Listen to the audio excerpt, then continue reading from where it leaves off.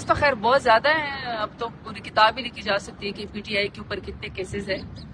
صرف کوشش ان کی یہی ہے کہ کسی طریقے سے خان صاحب کو اور ان کی پارٹی کو اور خان صاحب کے کارکنان کو اور ہمیں جو ہے ہماری ول پاور کو توڑا جائے، تاکہ ہم کسی طریقے سے جدوجہد نہ کریں اور خان صاحب کا ساتھ نہ دیں۔ یہ تو ان کا خواب ہی ہے، یہ خواب ہی دیکھتے رہ جائیں گے، یہ کبھی بھی نہیں ہوگا۔ ہمیشہ خان صاحب کا ساتھ دیں گے، ہمیشہ ڈٹے رہیں گے انشاءاللہ۔